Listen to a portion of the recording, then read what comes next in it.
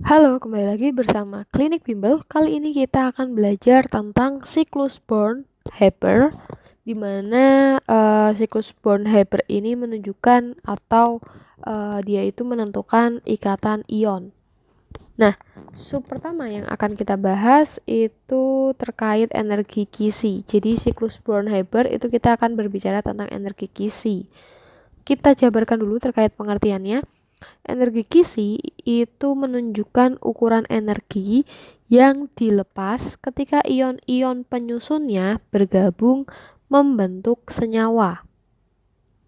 Besar kecilnya dari energi Kisi itu bergantung pada mudah tidaknya ion-ion dalam fase gas bergabung dan tersusun menjadi kristal ionik.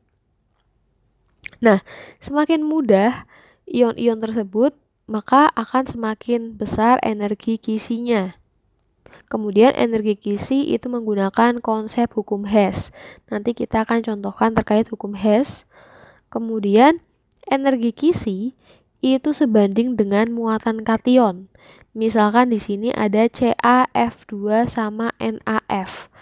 Perlu diketahui kalau misalkan kita uraikan gitu ya, CaF2 itu kan terdiri dari Ca dengan kation 2 plus F1 tapi jumlahnya ada 2. Karena biar sama ya ionnya. Nah, di sini kationnya itu 2 plus. Sedangkan NaF itu kalau diuraikan menjadi Na plus ditambah F min.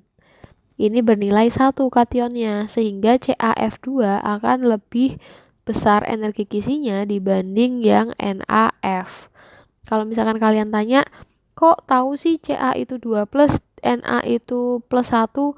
Nah, kalian pelajari kembali atau hafalkan kation dan anion. Di situ ada beberapa unsur yang sudah diketahui kation sama anionnya. Tugas kalian itu menghafal. Jadi ketika melihat senyawanya, kalian tidak bingung. Kurang lebih seperti itu. Kemudian, energi Kisi itu berbanding terbalik dengan jarak antar ion. Jarak antar ion di sini merupakan jari-jari ya. Jadi contohnya ada CaF2 dan MgF2. Berarti kan ion Mg2+ itu memiliki jari-jari lebih kecil daripada Ca2+. Mg itu berada di periode 3, Ca2+ itu berada di periode 4. Sehingga CaF2 sama MgF2 itu memiliki energi Kisi yang lebih besar si CaF2 karena jari-jarinya itu lebih besar. Sebentar. Dia berbanding terbalik dengan jarak, berarti jaraknya yang kecil. Jadi, sebentar, sorry. Jadi antara CaF2 sama MgF2 itu energi Kisinya lebih besar MgF2. Kenapa? Karena si Mg memiliki jari-jari lebih kecil. Karena kan tadi energi Kisi itu berbanding terbalik ya dengan jarak. Jadi kalau energi Kisi besar, maka jaraknya itu semakin kecil. Nah, perlu diingat, jadi kalau misalkan di dalam periodik unsur, di kelas 10 kan kita sudah belajar ya. Nah, terkait jari-jari periodik unsur ini, jari-jarinya akan semakin besar sesuai dengan periodenya. Jadi ini jari-jarinya meningkat sesuai panah ya, jari-jari atom gitu ya. Dia akan semakin besar sesuai panah kalau periodenya semakin besar. Ini kan periode 1, periode 2, periode 3, 4, dan seterusnya. Kemudian kalau yang mendatar, jari-jarinya itu semakin besar ke sini. Jadi golongan 1 sampai 8 itu jari-jarinya akan lebih besar golongan yang kecil, yaitu golongan 1, kurang lebih seperti itu. Kemudian kita contohkan terkait proses pembentukan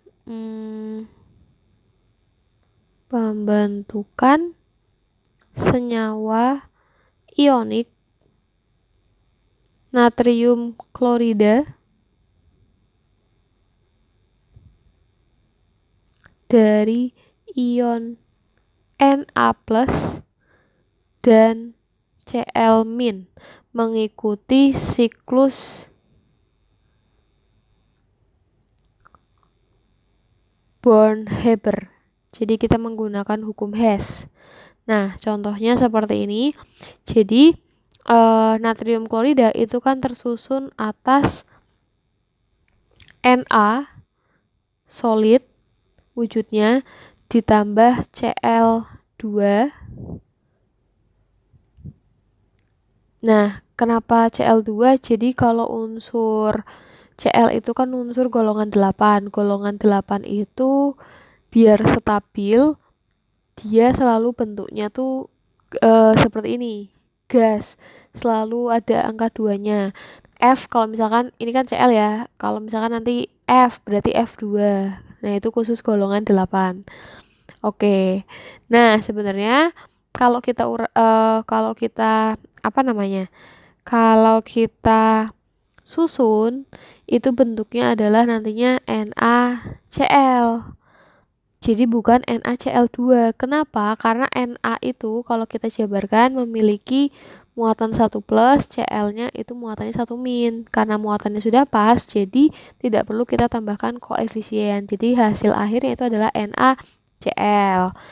Nah, kalau di sini kan Cl-nya 2, di sini Cl-nya 1, berarti mereka belum setara. Sehingga perlu ditambahkan angka setengah. Kenapa? Karena ini bisa dicoret 2-nya. Maka Cl-nya hanya ada 1, sesuai, setara. Kurang lebih seperti itu. Nah, di sini Na ditambah setengah Cl2 itu membentuk NaCl. Kita sebut sebagai delta H pembentukan. Ya. Oke, kemudian sebelum menjadi NaCl itu kita melewati beberapa proses. Ada proses yang namanya Na dari solid itu diubah menjadi gas terlebih dahulu, yang dinamakan sebagai delta H sublimasi. Nah, kita singkat sebagai S. S itu kita misalkan delta H1.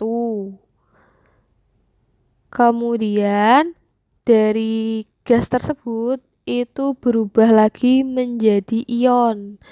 Menjadi ion Na+. Nah, seperti ini. Nah, kita misalkan jadi di sini dari Na menjadi ion itu diperlukan energi ionisasi namanya. Kita perlu energi ionisasi. Kita simbolkan sebagai I.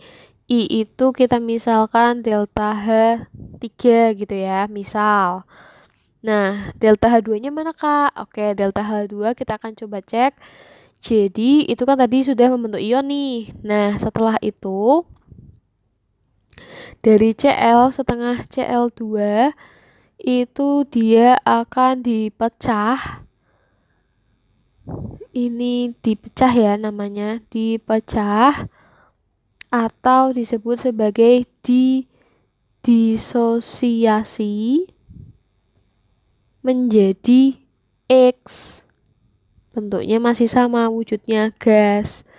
Nah, energi disosiasi ya. Jadi di sini kita butuh energi disosiasi karena dia koefisiennya setengah, kita misalkan sebagai setengah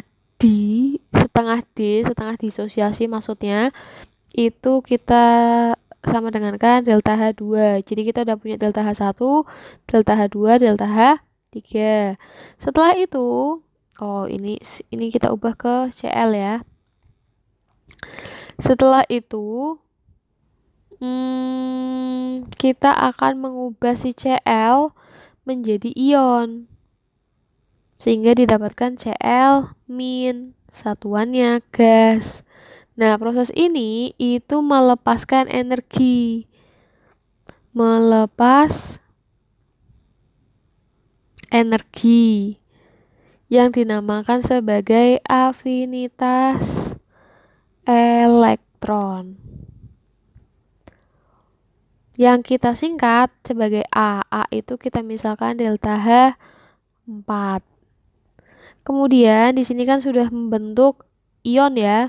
Nah, dari situ akan dibentuk NaCl. Jadi dari ion ketika sudah berubah menjadi ion akan membentuk NaCl. Nah, pada proses itu akan dihasilkan energi yang namanya energi kisi. Kita singkat sebagai U, di mana U itu adalah delta H5. Jadi, kalau misalkan menurut hukum Hess,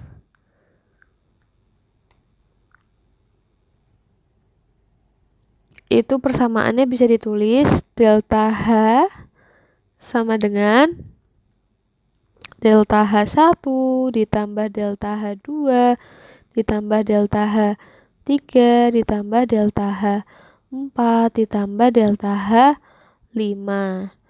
Oke, kemudian delta H itu maksudnya pembentukannya itu kan sebenarnya dari sini ke sini, yaitu kita sebut sebagai delta HF. Jadi kita bisa tulis delta HF. Untuk delta HF pembentukan itu bernilai minus. Jadi kita bisa tulis seperti ini.